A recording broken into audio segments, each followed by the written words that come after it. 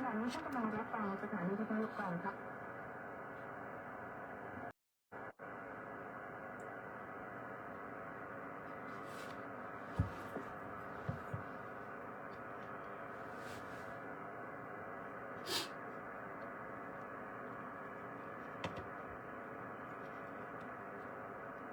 อรหังสัมมา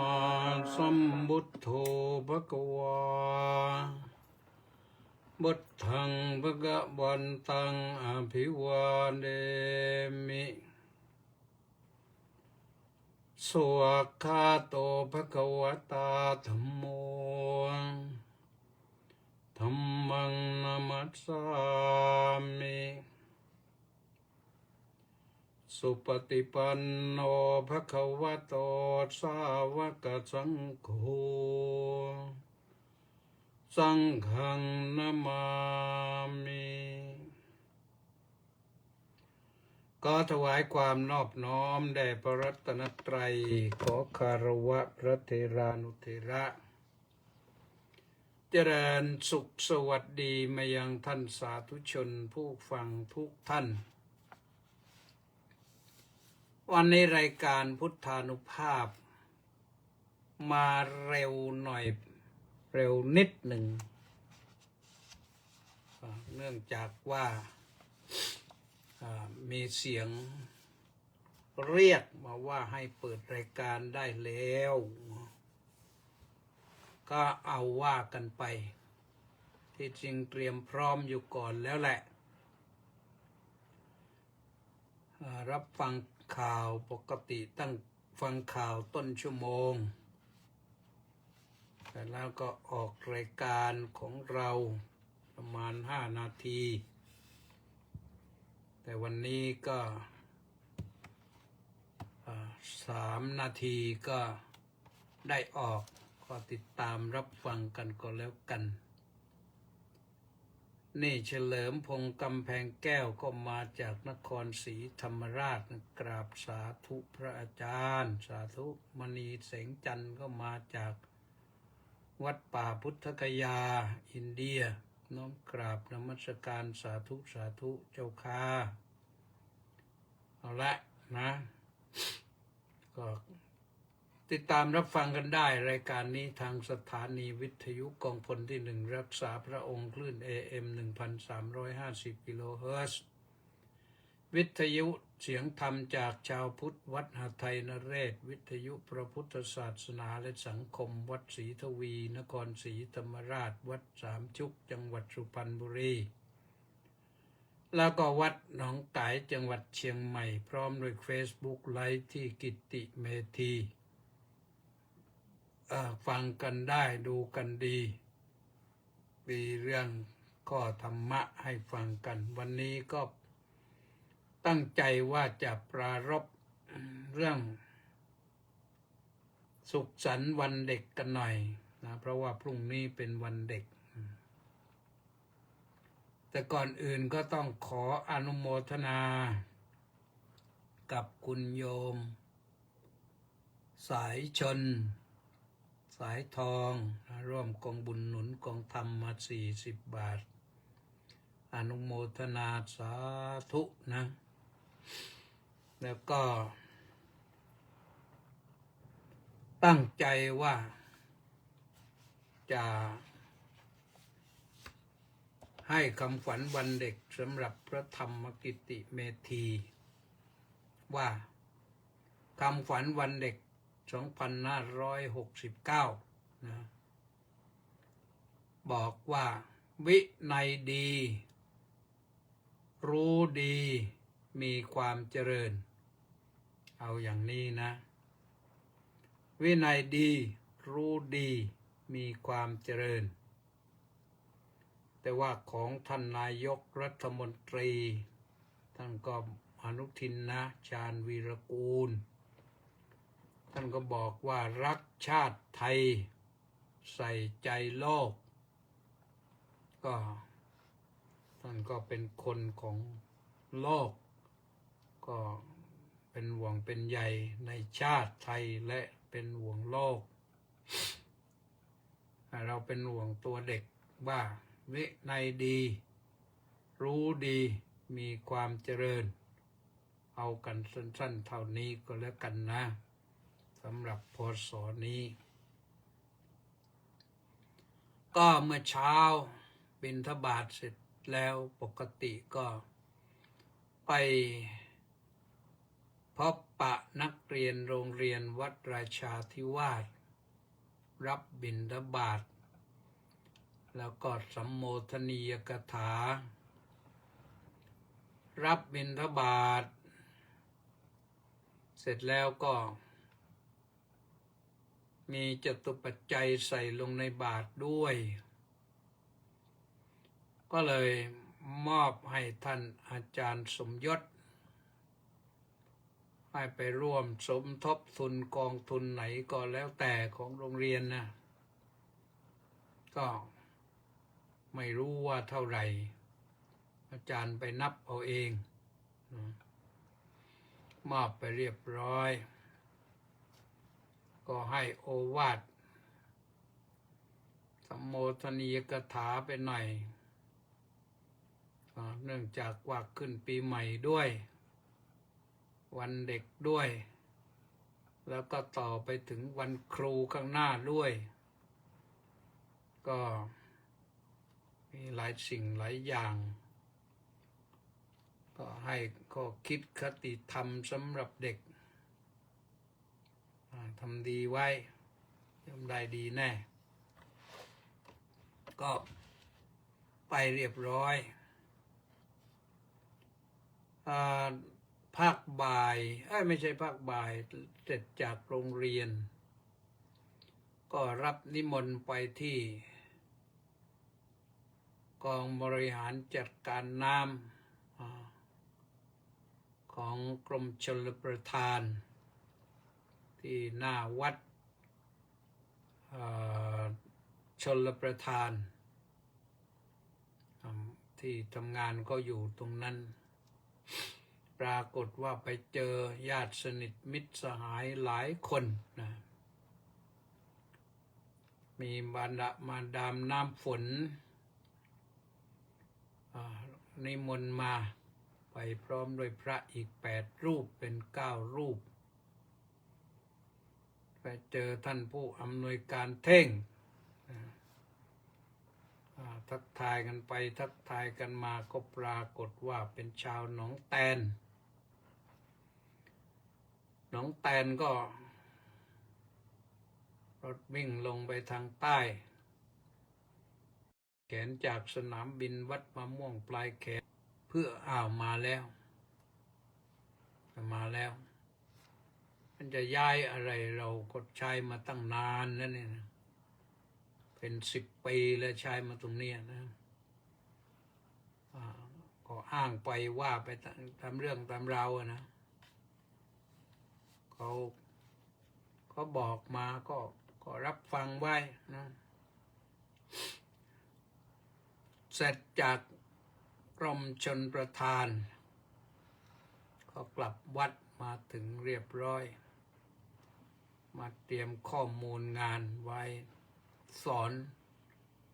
นักศึกษาปริญญาเอกที่มหาวิทยาลัยมหามกุฏราชวิทยาลัยวิทยาเขตศรีธรรมาโศกราชซึ่งอยู่ที่นครศรีธรรมราชนั่นสอนออนไลน์ไม่ได้ไปสอนตรงหรอกเดี๋ยวนี้ดีอย่างสอนออนไลน์วันนี้มีข่าวแจ้งมาทางไลน์ของวัดให้เกิดความดีใจนะมีนักเรียนนักธรรมที่เข้าสอบนักธรรมชั้นโทมี1 รูปปีนี้ปรากฏว่าสอบผ่านคือพระปริญญาขันติสุโขสอบผ่านเรียบร้อยนักธรรมชั้นโทส่วนนักธรรมชั้นเอกก็ส่ง4 รูปก็ปรากฏว่า1 รูปนั้นเป็นนักเรียนจากวัดราชภาติการาม ส่วน3 รูปก็เป็นวัดราชาธิวาสวิหารก็มีพระอาทิตย์พระอาทิตย์ก็ปรากฏว่าสอบผ่านได้นักธรรมชั้นเอกแล้วก็พระเสริมศักดิ์ก็สอบได้นักธรรมชั้นเอกแล้วก็พระธีรวัตรก็ได้นักธรรมชั้นเอกแล้วก็มีอีกรูปหนึ่งวัดราชภาติการามก็คือพระทัชวินก็ได้นักธรรมชั้นเอกพระอาทิตย์นี่เป็นชาวปากพนังไกรนรานะพระเสริมศักดิ์นี่ก็เป็นชาวอะไรอำเภอใหม่ไปทางติดกับทุ่งสงนู่นแล้วก็พระธีรวัตรก็มาจากนอนวัดป่าบ้านตาดอุดรธานีก็มาจากไหนก็มาอยู่ที่เดียวกันเรียนเดียวกันสอบได้ด้วยกันก็อนุโมทนาสาธุนะนี่ไม่รู้เขาเลี้ยงกันแล้วยังเนี่ย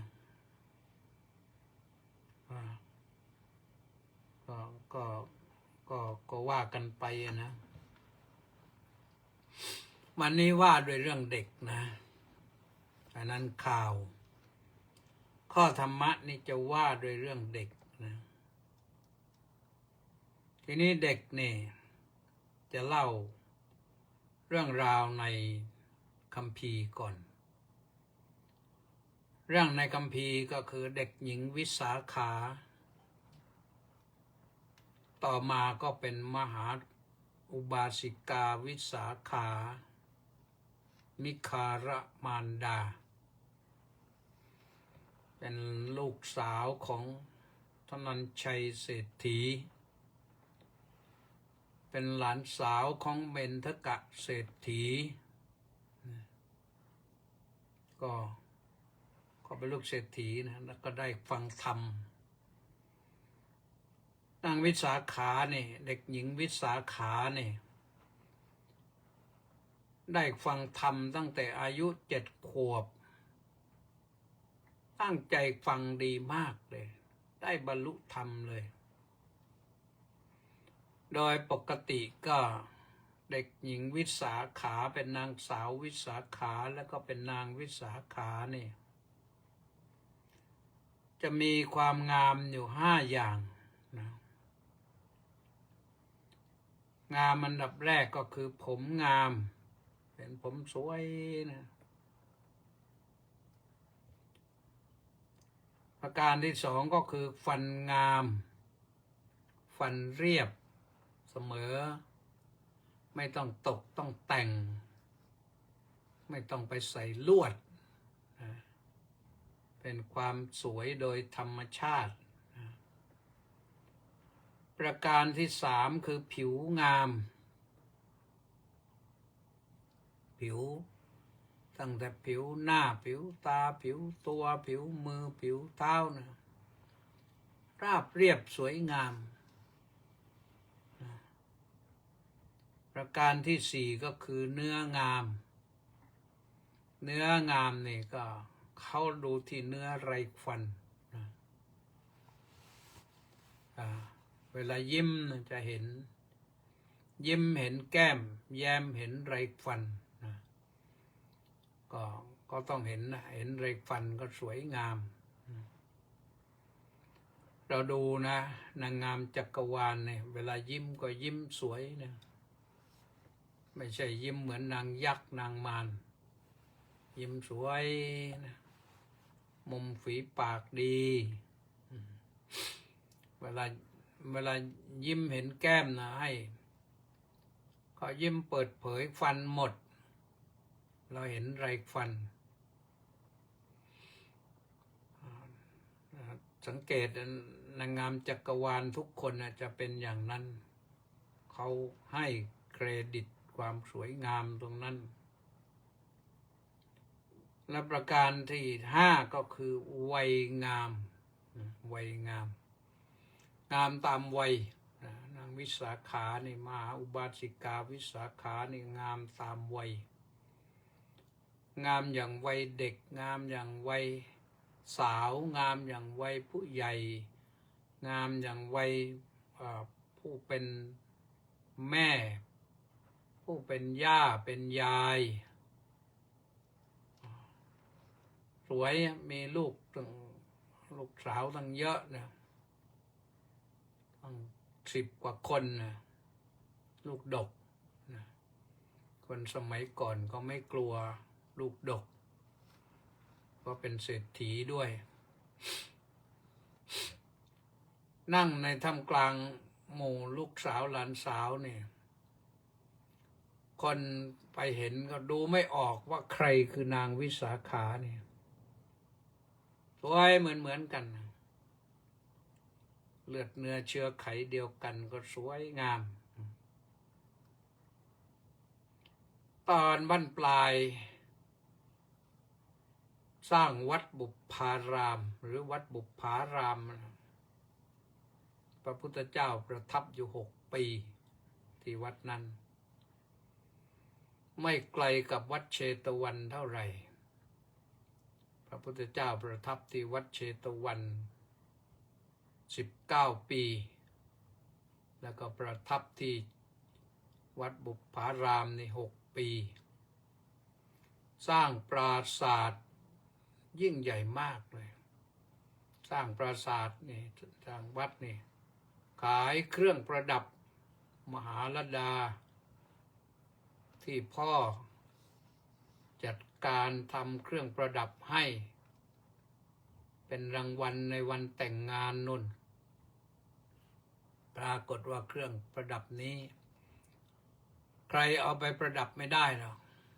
มันไม่เหมาะสมแล้วก็พาไม่ไหวมีนกยูงประดับอยู่บนศีรษะแล้วก็วันหนึ่งนางวิสาขาไปลืมเครื่องประดับนี้ไว้กลับจากงานแต่งงานเขาเป็นคุณยายแล้วไปลืมไว้ที่วัดเชตวัน ปรากฏว่าพระอานนทเถระไปเห็นเข้าก็กราบทูลพระพุทธเจ้าให้ทรงทราบพระพุทธเจ้าก็รับสั่งให้เก็บไว้เพราะว่าของมีค่าหลายแสนเป็นล้านนะพอเก็บไว้แล้วดาวิสาขาไปถึงบ้านก็ลืมนึกออกก็ให้คนใช้ไปรับคืนแล้วก็สั่งคนใช้ไปว่าถ้าพระคุณเจ้าเก็บแล้วนะไม่ต้องรับมาให้เป็นสมบัติของวัดก็ปรากฏว่าตามจารีตประเพณีตามพระวินัยพระสงฆ์เห็นญาติโยมลืมของไว้ก็มีหน้าที่ต้องเก็บไว้ให้เจ้าของถ้าไม่เก็บมีความผิดตามพระวินัยทีนี้นางวิสาขาก็ไม่ปรารถนาทรัพย์นั้นที่เครื่องประดับนั้นที่พระจับต้องแล้วในที่สุดก็ไม่รู้จะทำอย่างไรเจรจากันไปเจรจากันมานางก็ได้ใช้เงินส่วนตัวไปชดใช้ถวายเงินไว้ที่วัดเชตวันแล้วก็รับของคืนมาแล้วก็เก็บไว้ไม่ได้ใช้อีกเลยก็เรียกว่าเก็บเข้าพิพิธภัณฑ์ส่วนตัวว่างั้นเถอะนี่คือนางวิสาขามหาอุบาสิกาแต่งงานตั้งแต่อายุ16 ปีนั่น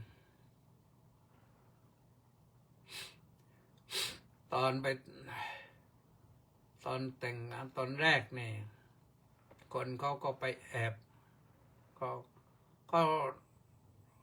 เศรษฐีอีกเมืองหนึ่งก็ส่งคนไปขอเขาเรียกก็ไปดูสาวก่อนนางวิสาขาเนี่ยก็ปรากฏว่าฝ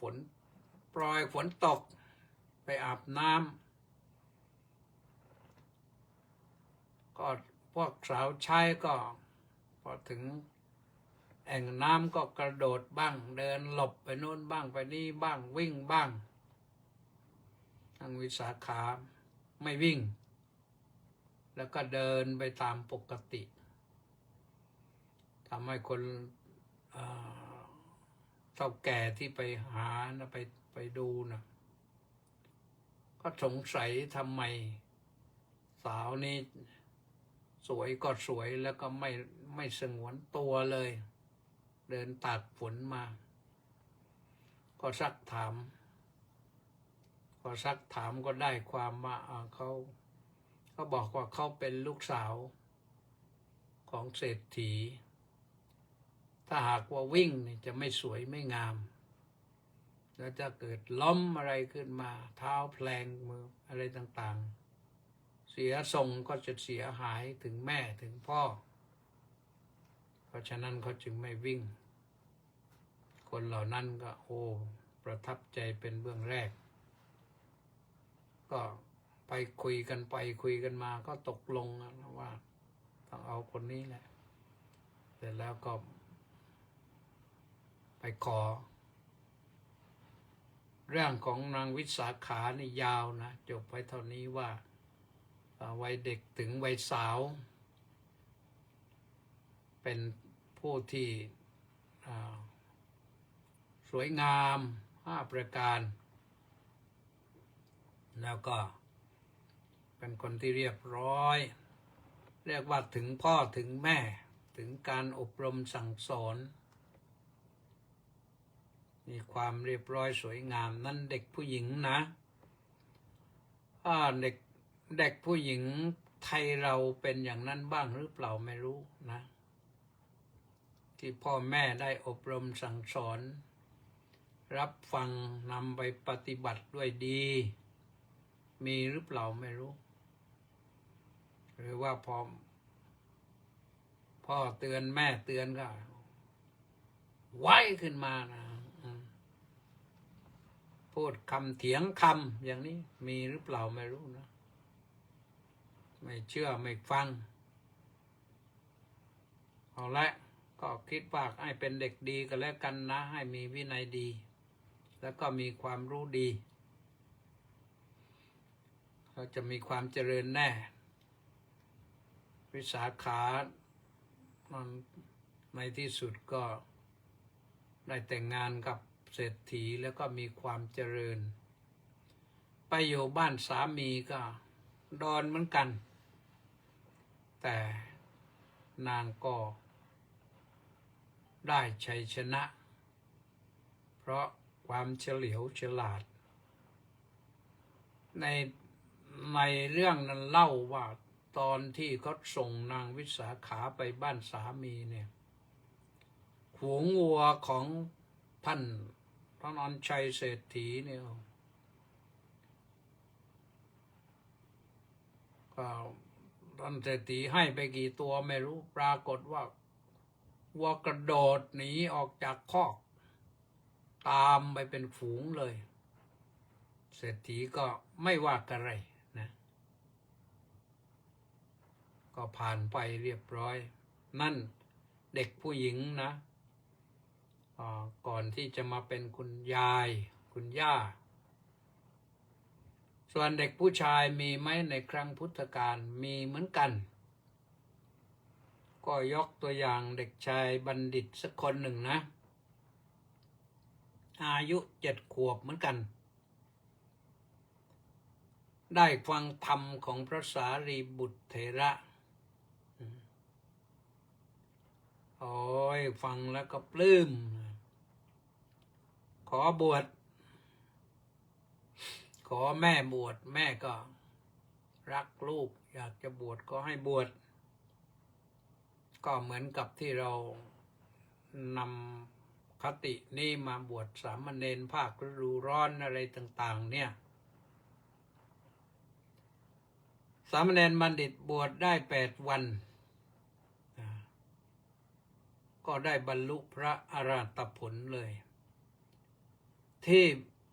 บรรลุพระอรหัตผลนี่ก็ท่านได้ตามพระสารีบุตรเถระไปบิณฑบาตก็ไปเห็นคนเขาดัดไม้ทำลูกศรก็ถามพระสารีบุตรเถระว่าเขาดัดทำไมบอกได้ทราบว่าก็ดัดทำลูกศรเอาแล้วทำไมต้องดัดด้วยลูกศรในไม้นี่มันคดอยู่เขาต้องดัดให้ตรงถ้าคดว่ายิงก็ไม่ไกลใช้การไม่ได้ก็ต้องทำให้ตรงก่อนถึงจะยิงไปได้ดีสามเณรบัณฑิตก็คิดได้ว่าแล้วถ้าเราคดโกงเนี่ยมันจะได้อะไรตั้งใจเป็นคนตรงเราดัดตัวเองดีกว่าก็ตั้งใจไว้อย่างนั้นน่ะต่อมาสามเณรก็เห็นชักน้ำเข้านาเห็นคนชักน้ำเข้านาชักน้ำเข้านาก็เหนื่อยนะทำนาก็เหนื่อยไขน้ำเข้านาต้องเข้าเหมืองน้ำที่เข้านานี่เขาเรียกว่าเหมืองไขน้ำเข้านาต้องแต่งเหมืองให้เรียบร้อยไม่มีเครื่องกีดขวางกลางกั้นน้ำก็จะไหลไปได้ดีก็ถาม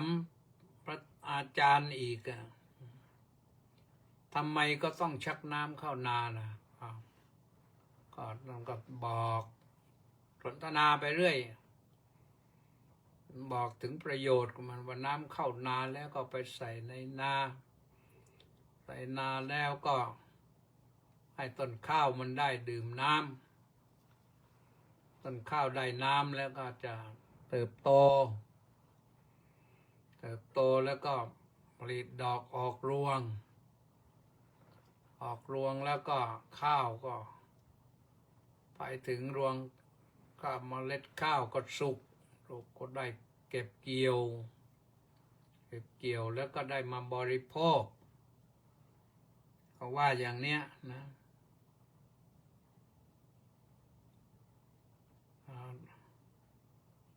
จากนั้นก็ต่อไปเห็นคนทำเกวียนนี่มันหลายชิ้นหลายอันนะทำคันเกวียนทำล้อเกวียนทำซี่กำเกวียนทำกงเกวียนทำกระดุมเกวียนทำกระบะเกวียนเพื่อให้ใช้ประโยชน์ได้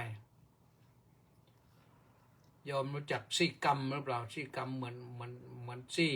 กำของล้อรถมอเตอร์ไซค์นะส่วนกงเกวียนก็คือเหมือนกับตัวล้อรถที่เป็นวงกลมนะสามเณรก็สงสัยอีกทำไมก็ทำอย่างนี้พระเถระก็อธิบายเพื่อใช้ประโยชน์อย่างนั้นคันมันต้องอย่างนั้นแอกมันต้องอย่างนั้นตัวเกวียนมันต้องอย่างนั้นล้อมันต้องอย่างนั้นจะเป็นล้อได้ก็ต้องมีกำมีซี่กำแล้วก็ต้องมีกงแล้วก็มีกระดุมเกวียนเหมือนกระดุมล้อนั่นแหละแต่ว่ากระดุมเกวียนก็มันต้องมีไม้หรือเหล็กยาวจาก ล้อนี้ไปฝั่งล้อโน้นที่เขาเรียกว่าคัตซีรถนะคล้ายๆอย่างนั้นนะก็สามเณรได้อุปมาอย่างนี้ก็กลับถึงวัดก็มานั่งเจริญวิปัสสนาปรากฏว่าได้บรรลุธรรมเลยนี่เด็กนะที่จริงมีเด็กหญิงหลายคนแล้วก็มีเด็กชายหลายคนนะที่เป็นอย่างนี้แต่ว่าไว้เพียงเท่านี้เพื่อให้พอเป็นนิทัศนะว่าในครั้งพุทธกาลก็มีเด็กอายุ7 ขวบบรรลุพระอรหัตผลนะอย่างสามเณรบัณฑิตนี่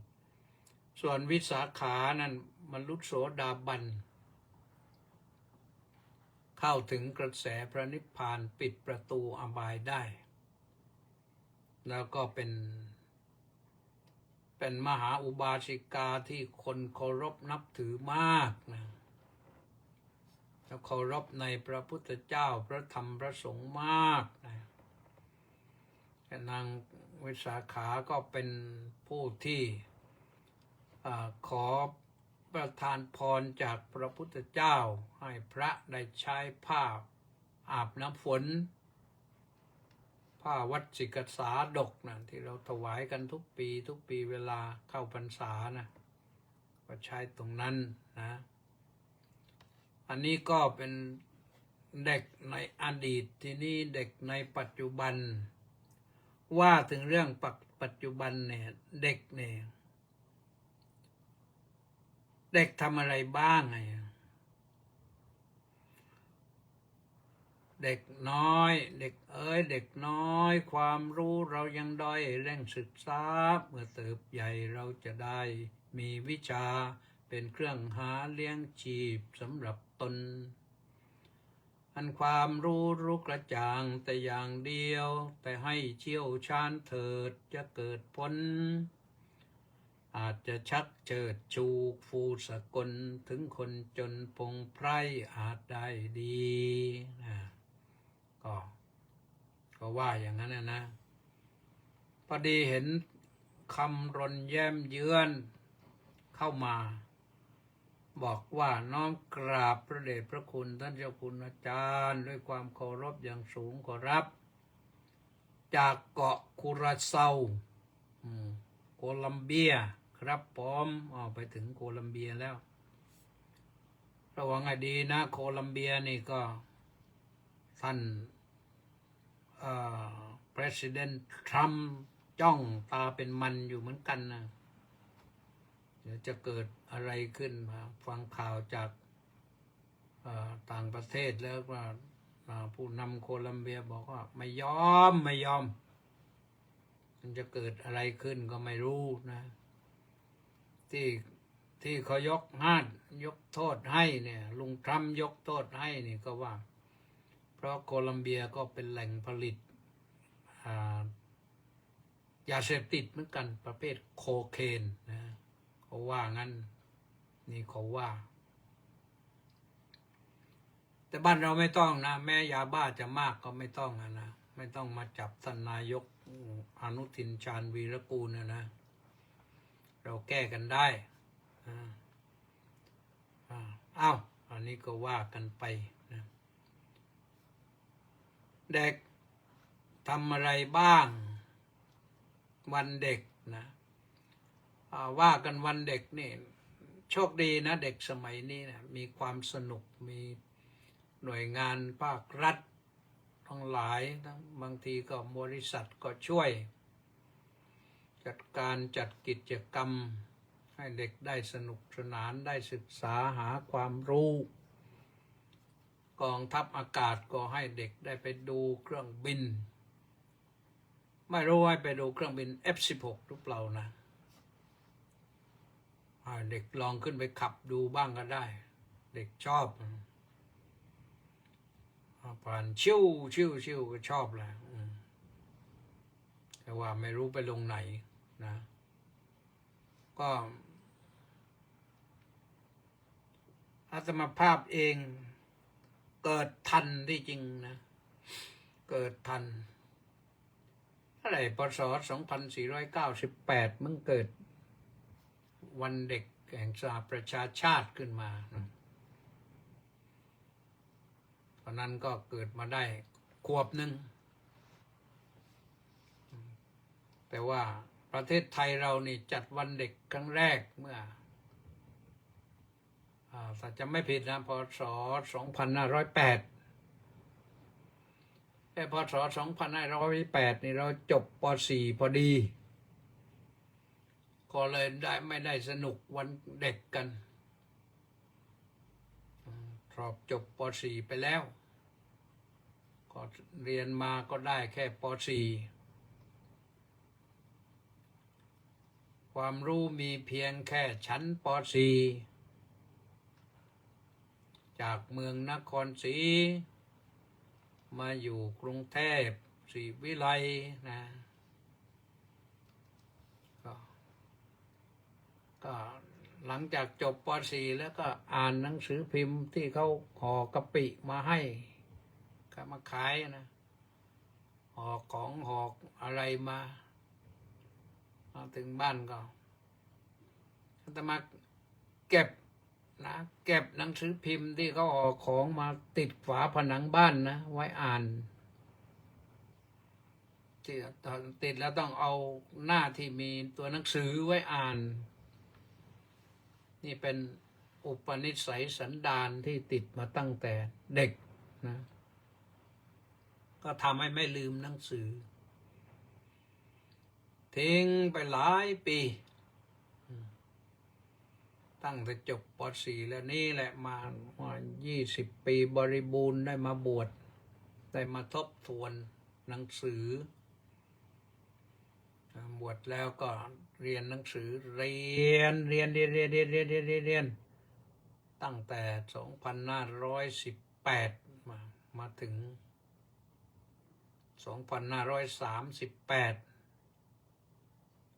2538 20 ปีจบปริญญาเอกจบด็อกเตอร์เหมือนกันนะโยมแต่ว่าโน่นต้องไปจบที่อินเดียโน่นตอนนั้นเมืองไทยยังไม่ค่อยเปิดกว้างเขาเปิดแล้วแหละแต่ไม่กว้าง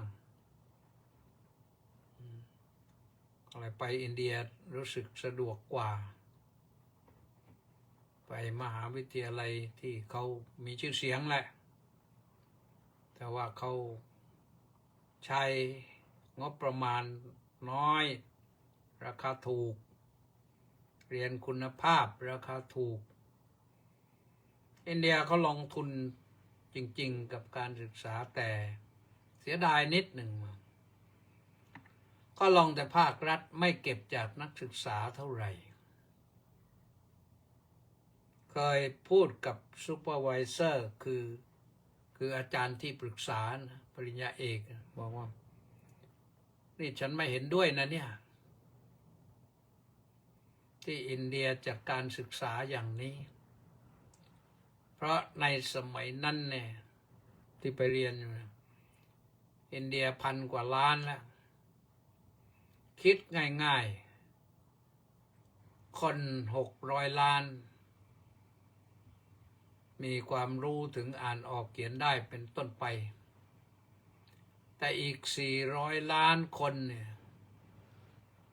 มืดตื้ออยู่เลยไม่ได้รับการศึกษาณเวลานั้นนะก็เลยคุยกับอาจารย์ท่านว่าความจริงเราเป็นนักศึกษาต่างชาติเป็น foreigner student ถ้าจะเก็บเราสักเท่านั้นเท่านี้เราก็ยินดีที่จะจ่ายเพื่อให้รัฐบาลเขาได้เอางบประมาณไปจัดการศึกษากับคนที่ยังไม่มีโอกาสได้รับการศึกษาเลยที่ไม่รู้หนังสือเลยนะถ้าเอาไปทำอย่างนั้นมันจะได้อีกเยอะเลยเขาก็นั่งฟังเป็นเพราะอย่างนี้หรือเปล่าไม่รู้ตอนหลังเขาก็รู้สึกว่าเริ่มเก็บขึ้น แต่นี่พูดกับอาจารย์ท่านเดียวนะไม่ได้พูดในที่ประชุมสัมมนาอะไรแต่เราเห็นใจจริงๆว่าอินเดียเขาให้เราจริงๆนะโยมเชื่อไหมอาตมาไปอยู่สักเกือบ3 ปีเนี่ยจ่ายค่าเทอมไม่ถึง 5,000 บาทคิดเงินไทยนะไม่ถึง 5,000 บาทจ่ายค่าเทอมรวมค่าหอแล้วด้วยนะก็ถูกมากๆเพราะฉะนั้นเราไปนี่นับว่าโชคดีเป็นเรานึกถึงบุญคุณของอินเดียเป็นหนี้บุญคุณแก่เราเป็นหนี้บุญคุณอินเดียสินะต้องคิดว่าวันที่21ข้างหน้าเนี้ยเดือนเนี้ยจะไปอินเดียอีกสักรอบมีโยมก็พาไปก็ไปกราบนมัสการสังเวชนียสถานไม่ได้หวังอื่นถ้าเขาชวนไปอื่นนี่ยังไม่ค่อยอยากไปเท่าไหร่แต่ชวนไปอินเดียนี่เกิดใจรักขึ้นมาพอตั้งแต่โควิดมาเนี่ยก็ไม่ได้ไปอินเดียคิดถึงพุทธสถานพุทธสังเวชนียสถานนะเอาว่ากลับมาเด็กต่อเด็กเรานะถ้าให้ดีเด็กนะเนี่ยต้องมีวินัยดีและต้องมีความรู้ดีความรู้นี่รู้โลกรู้ธรรมด้วยมันถึงจะดีนะแล้วก็เด็กก็ร่วมฉลองกันแหละผู้ใหญ่ก็ฉลองให้ฉลองก็พาเด็กไป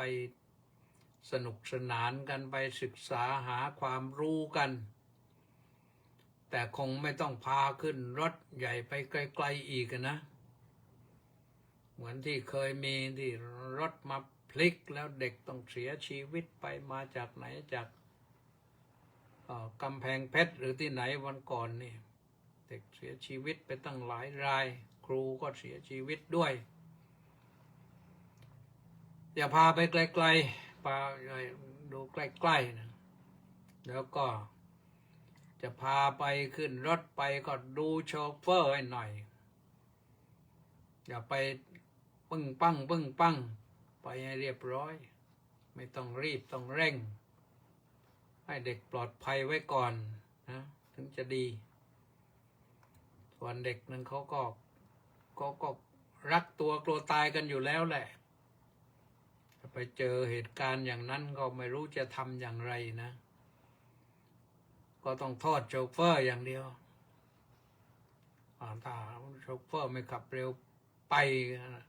สมมติว่ารถยางฉี่อะไรก็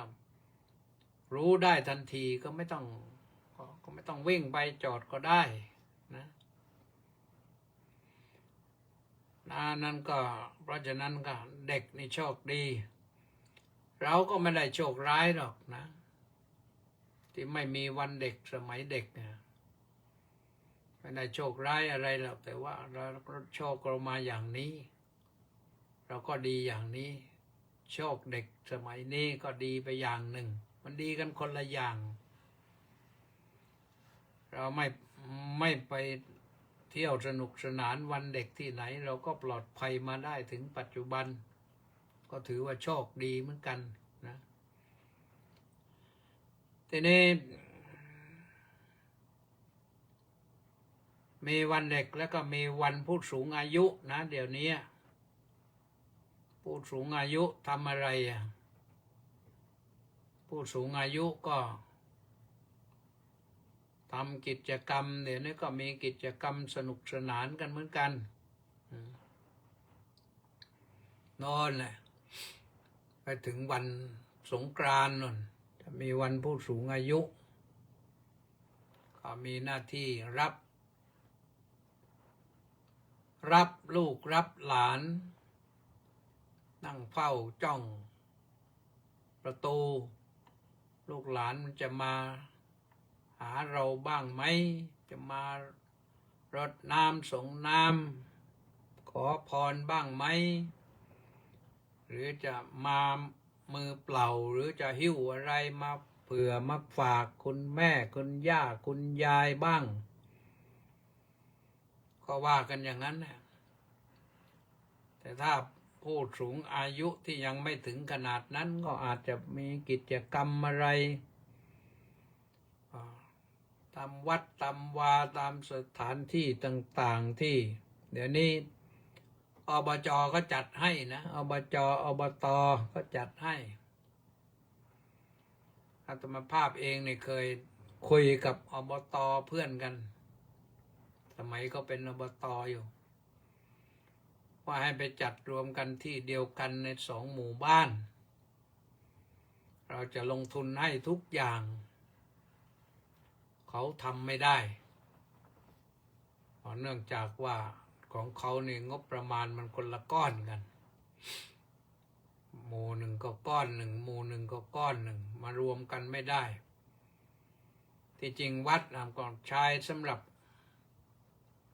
คนทั้ง2 หมู่บ้านที่อยู่ใกล้กันนะอยู่ติดกันนะเนื่องจากว่าวัดมะม่วงปลายแขนนะตรงนั้นมันอยู่ชายแดนon the border ชายแดนตำบลนาทรายกับตำบลท่าเงี้ยวเดี๋ยวนี้ก็เขาแยกหมู่บ้านขึ้นมาอีกหมู่ที่1ตำบลนาทรายแล้วก็หมู่ที่1ตำบลท่าเงี้ยวแล้วท่าเงี้ยวก็แยกอีกหมู่หนึ่งเป็นหมู่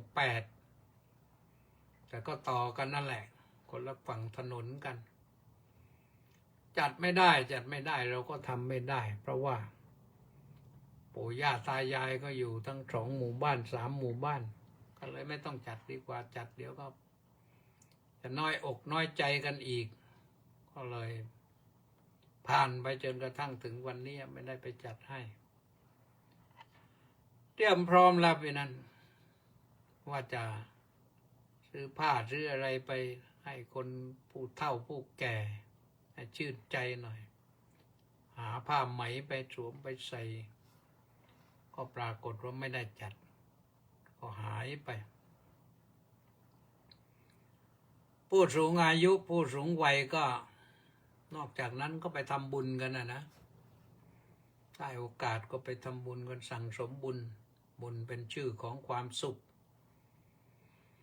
ก่อนอายุผู้สูงวัยแล้วก็เหลือเวลาทำบุญน้อยแล้วต้องรีบทำบุญมากๆมีอะไรก็ทำบุญให้หมดนะลูกหลานก็แบ่งไว้ให้ไม่งั้นเดี๋ยวก็จะเกลียดเอาที่จริงวันเนี่ยมันมีวันสำคัญทุกวันนะมีวันทหารก็มีวันทหารบกวันทหารเรือวันทหารอากาศก็ต้องสวนสนามกันเขาทำตามวันของเขาตำรวจมีไหมตำรวจก็มีนะวันตำรวจข้าราชการพลเรือนก็มีไหมข้าราชการพลเรือนก็มีที่พิเศษก็คือวันพระไงวันพระคุณหนูทั้งหลายญาติโยมทั้งหลายวันพระนี่เดือนละ4 ครั้งเกิน15 ค่ำแรม14 ค่ำหรือ15 ค่ำนี่หรือนะวันใดวันหนึ่งแล้วก็ขึ้น8 ค่ำแรม8 ค่ำนี่เดี๋ยววันที่11นี่ก็เป็นวันพระแล้วนะแรม8 ค่ำพระโดยปกติก็ถึงวันพระก็ต้องทำวัดเช้าทำวัดเย็น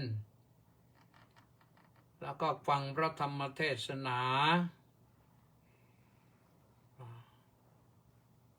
ก็2 อย่างนี้แหละนะฟังพระธรรมเทศนานั้นเพื่ออบรมจิตใจเสริมเติมเต็มธรรมะให้จิตใจให้เป็นได้แนวประพฤติปฏิบัติ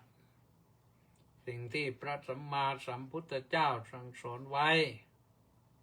เราก็ได้รู้ได้ทราบถ้าไม่ได้ฟังก็ไม่ได้ทราบแต่เดี๋ยวนี้มันก็มีปัญหาอยู่นิดนึงโยม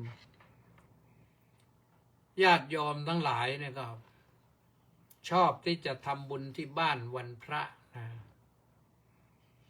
พอทำบุญที่บ้านวันพระก็นิมนต์พระออกจากวัดไปที่บ้านความจริงนะในวันวันพระนั่นพระต้องอยู่วัดนะวันพระในพระต้องอยู่วัดทำกิจกรรมวัดกิจกรรมทางศาสนาแล้วก็ญาติโยมก็ควรจะได้โอกาสเข้าวัดเข้าวาฟังเทศน์ฟังธรรมถ้าอย่างนี้แล้วก็จะไปได้สวยนะไปได้สวยแต่เราก็อย่างว่าและปัจจุบันเนี่ยราชการก็เป็นอย่างหนึ่ง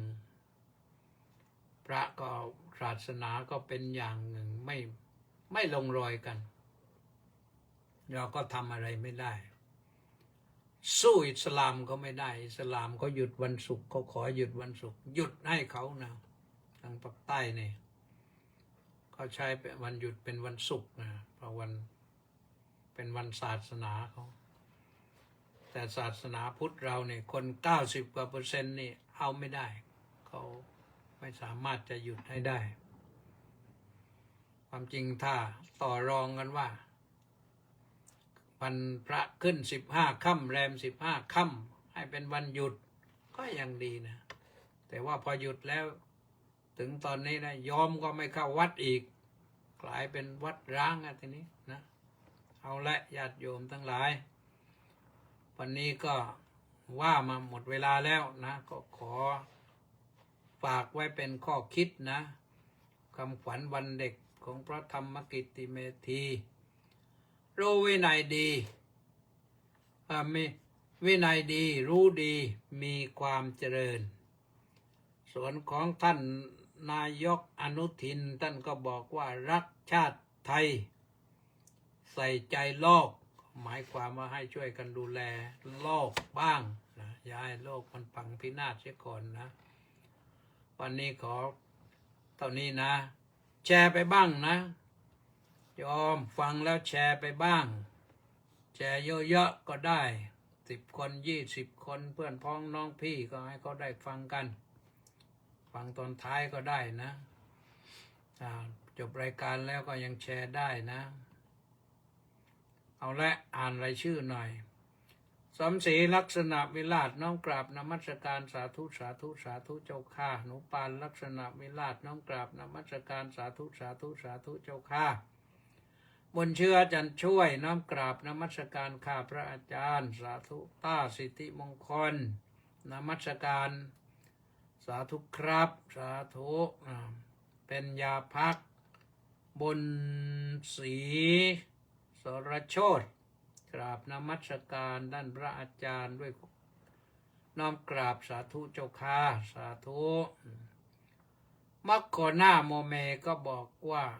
กราบนมัสการสาธุวันนี้ที่คลอง2ลำลูกกาอากาศหนาวเย็นเจ้าข้าสาธุวัดราชาก็หนาวกันนะ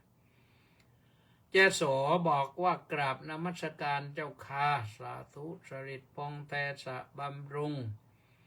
สาธุครับพระอาจารย์สาธุ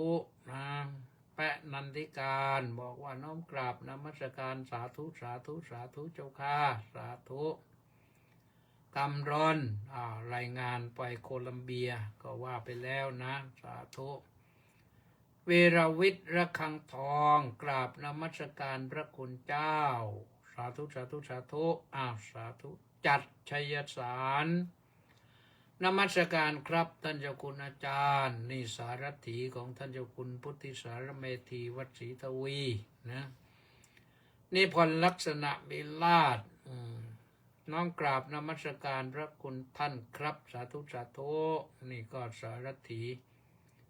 เมืองภูเก็ตนะสาธุขวัญตาโพบำรุงกราบนมัสการพระเดชพระคุณด้วยความเคารพยิ่งเจ้าข้าสาธุมีแค่นี้นึกว่ามีมากกว่านี้นะอ่านเร็วดูเรานะ ก็เอาละขอทุกท่านนะจบแล้วฟังจบแล้วก็แชร์ต่อไปด้วยนะก็มีความเป็นบุญนะให้ธรรมะเป็นทานชนะการให้ทั้งปวงแต่ถ้าให้บุญเป็นเนื้อก้อนก็ร่วมกองบุญหนุนกองธรรมมานะธนาคารกรุงไทยแล้วก็070-026-0870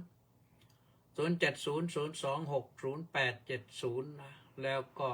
เราก็มาพบกันใหม่ในวันต่อไป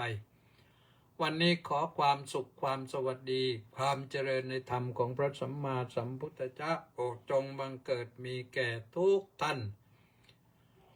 สุขสบายกายใจพบกันใหม่